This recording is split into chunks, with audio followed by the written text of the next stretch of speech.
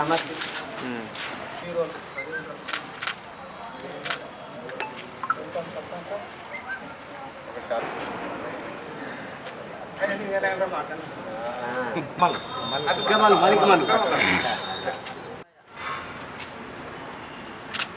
శ్రీనివాస్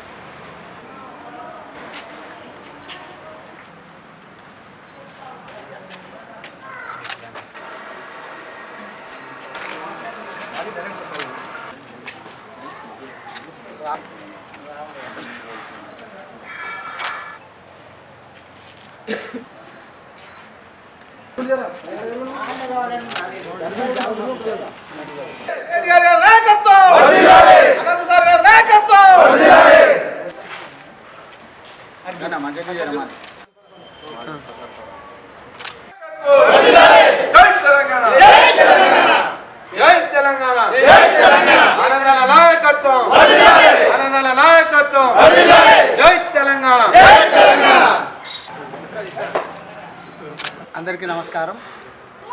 ఈరోజు వికారాబాద్ నియోజకవర్గం కోట్పల్లి మండలం బీరోలు గ్రామానికి చెందిన కాంగ్రెస్ పార్టీలో ఉన్నటువంటి సర్పంచ్ సుధాకర్ గారు కాంగ్రెస్ పార్టీ చేస్తున్నటువంటి ప్రజా వ్యతిరేక నిర్ణయాలకు కావచ్చు, కార్యక్రమాలకు కావచ్చు విసిగి వేచారిపోయి ఇక కాంగ్రెస్ తోటి అభివృద్ధి సాధ్యం కాదు, తెలంగాణ అభివృద్ధి సాధ్యం కావాలంటే కేసీఆర్ గారి నాయకత్వంలోనే సాధ్యమవుతుందని చెప్పి భావించి ఈరోజు మా బీఆర్ఎస్ పార్టీలోకి వస్తున్నందుకు ఆయనకు స్వాగతం పలుకుతా ఉన్నాం.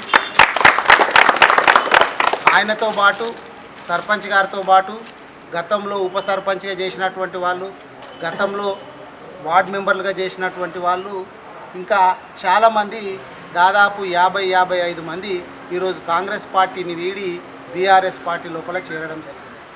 ఇట్లా ప్రతి మండలం నుంచి మాకు మెసేజ్లు పంపుతూ ఉన్నారు, ఫోన్లు చేస్తూ ఉన్నారు, మేము చేరుతాము, ఈ కాంగ్రెస్ పని అయిపోయింది, ఇంకా కాంగ్రెస్ తోటి ఏ విధమైనటువంటి ప్రజా ఉపయోగ కార్యక్రమాలు కావు అని చెప్పి మేము నిర్ధారించుకున్నామని చెప్పి ప్రతి మండలం నుంచి మున్సిపాలిటీ నుంచి నాకు ఫోన్ చేస్తున్నారు.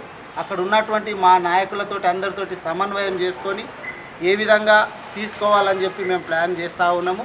ఇంకా రాబోయేటటువంటి రోజుల లోపల కూడా కాంగ్రెస్ పార్టీ నుంచి చాలా పెద్ద ఎత్తున బీఆర్ఎస్ పార్టీలోకి చేరికలు ఉంటాయని చెప్పి తెలియజేయడానికి నేను సంతోషిస్తాను.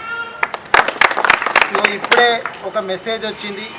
మేమేమనుకున్నామంటే కాంగ్రెస్ పార్టీ గతంలో చాలా హామీలు ఇచ్చింది, డిక్లరేషన్లు చేసింది, అవన్నీ మర్చిపోయింది. కాబట్టి మేము మళ్ళొకసారి కాంగ్రెస్ పార్టీకి గుర్తు చేయాలనేటటువంటి ఉద్దేశం చేత రేపు సరూర్ నగర్ స్టేడియం లోపల, అంటే వాళ్ళు గతం లోపల ఏ స్టేడియంలో అయితే యూత్ డిక్లరేషన్ పెట్టుకున్నారో అదే స్టేడియం లోపల రేపు మేము మీటింగ్ పెట్టుకోవాలా, మా పార్టీ నాయకులతోటి కార్యకర్తలతోటి అదేవిధంగా స్వచ్ఛందంగా వచ్చేటటువంటి యువకులతోటి మేము మీటింగ్ పెట్టుకోవాలా.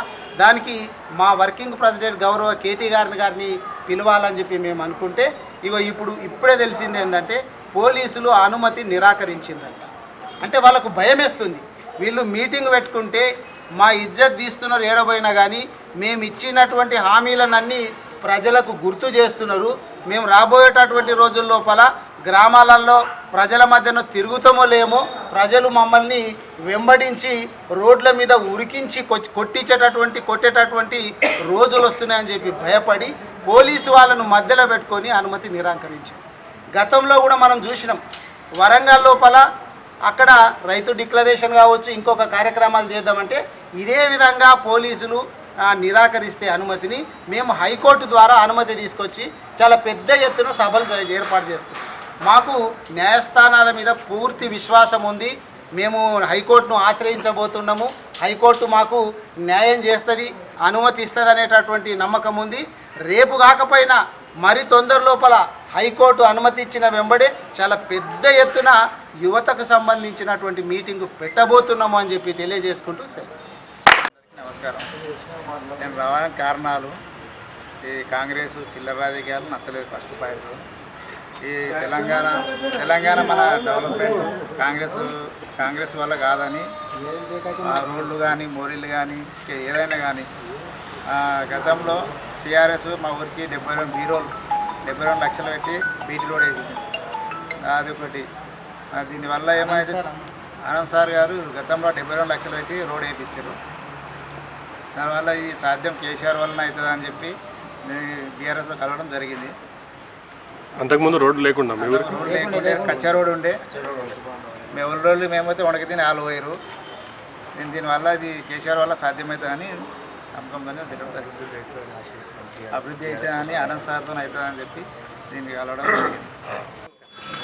మన వికారాబాద్ జిల్లా పార్టీ అధ్యక్షులు మరి మాజీ ఎమ్మెల్యే డాక్టర్ మెతుకు ఆనంద్ గారి నాయకత్వంలో మరి ఈరోజు కోట్పల్లి మండల్ బీరోలు గ్రామ మరి కాంగ్రెస్ పార్టీ సర్పంచ్ అయినటువంటి మోముల సుధాకర్ అన్న గారు మరి ఈరోజు బీఆర్ఎస్ పార్టీలో జాయిన్ కావడం చాలా సంతోషకరమైన విషయం. ఎందుకంటే రూలింగ్ గవర్నమెంట్ ఇచ్చిపెట్టి మరి తెలంగాణ పార్టీ మరి బీఆర్ఎస్ పార్టీ మీద నమ్మకం మరి ఆనంద్ సార్ చేసిన మరి మండలంలోనే మరి 72 లక్షలతోటి కాంట్రాక్టర్తోటి మాట్లాడి ఇప్పటిదాకా పటేల్ చెప్పినట్టు 72 లక్షలతోటి కాంట్రాక్టర్తోటి మీతో నేను కార్యక్రమంలో మరి ఊరందరూ మూకుడుగా మరి సార్కు నిరసన తెలిపితే మరి అప్పటిదప్పుడే నేను సొంత డబ్బులు ఇస్తా, నేను బిల్ రాకుంటే నేను ఇస్తా, మీరు రోడ్ చేయాలంటే మరి కాంట్రాక్టర్తో మాట్లాడి మరి ఇమీడియట్లీ ఒక నెల రోజులల్లో మరి రోడ్ వేయించిన ఘనత మరి ఆనంద్ సార్ది. ఎందుకంటే మరి ఇప్పటిదాకా చూస్తున్నాం మరి గత 5 ఏళ్లలో మరి ఒక 2 సంవత్సరాలు కరోనాతో పోయింది, 1 సంవత్సరం ఎలక్షన్ తోటి పోయింది. సార్ చేసింది 2 ఏళ్లలోనే మరి అనేక అభివృద్ధి కార్యక్రమాలు చేయడం జరిగింది. ప్రతి విలేజ్లో మరి గౌరవ కేసీఆర్ గారు శ్మశాన వాటి కానీ, వైకుంఠధామం కానీ, పల్లె ప్రకృతి అన్నీ అనేక కార్యక్రమాలు.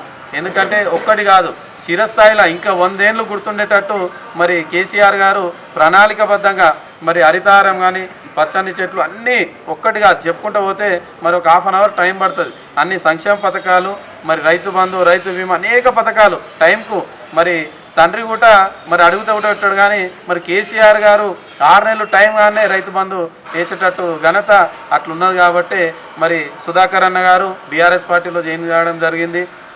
మరి ముఖ్యంగా ఆనంద్ సార్ మాట ఇస్తే తప్పుడు కాబట్టి మరి ఆ నాయకత్వంలో సార్ ఉద్దర మాట చెప్పడు, అందరికీ అది నచ్చదు. కానీ ఉన్న ముఖం ముంగల ఒకటి సాకు ఒకటి ఆ మాటలు రావు కాబట్టి కొంతమందికి నచ్చాయి. కానీ ఇప్పుడు అది నచ్చని వాళ్ళే ఇప్పుడు మరి పార్టీలో జాయిన్ అవుతామని వాళ్ళే స్వచ్ఛందంగా చెప్తున్నారు.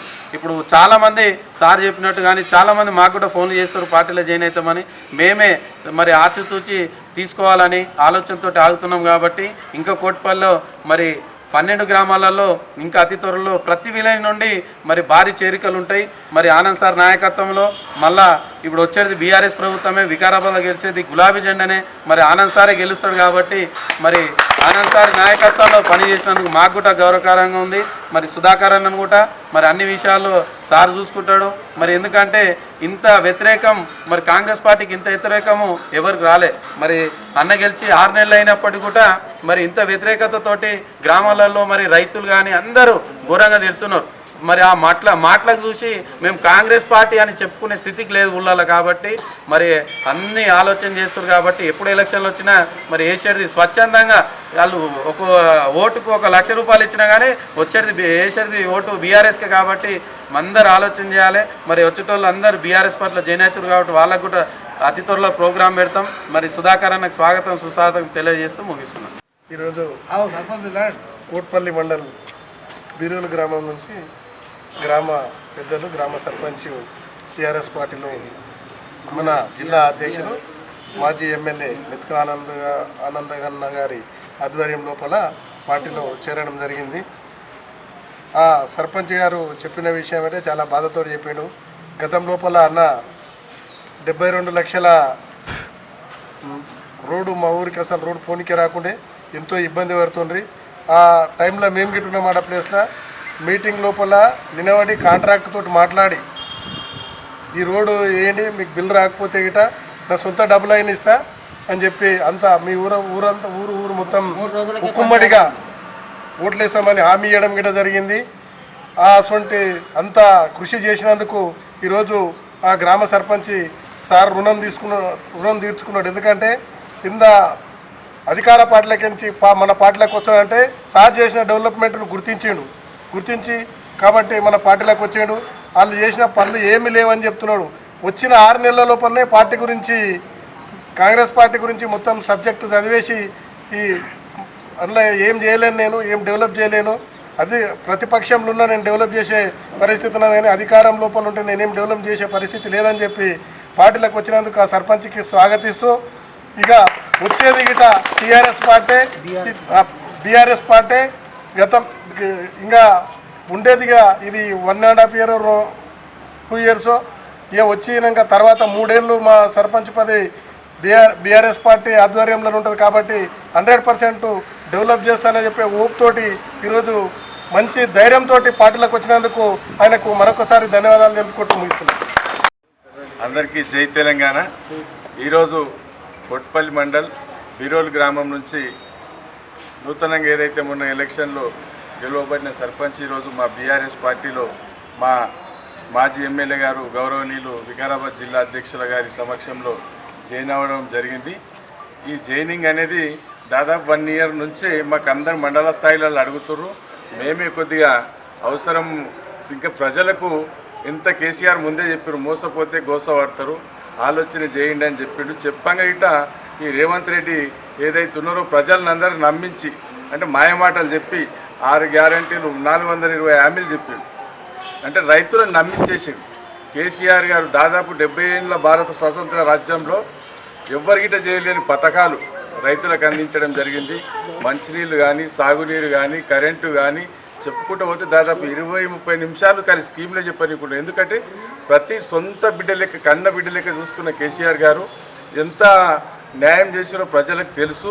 అయితే ఈయన మోసపూరిత హామీలను నమ్మి మోసపోయిన జనాలు గమనించారు. మన తెలంగాణకు కావాల్సిన నాయకుడు కేసీఆర్ కాబట్టి అందరు గిట్ట రాష్ట్రంలో ఈరోజు మొత్తం మళ్ళీ కేసీఆర్ కావాలనుకొని అందరు గిట్ట పార్టీలోకి రావడానికి రెడీ ఉన్నారు. తొందరలోనే భారీ చేరికలు ఉంటాయని కోరుకుంటూ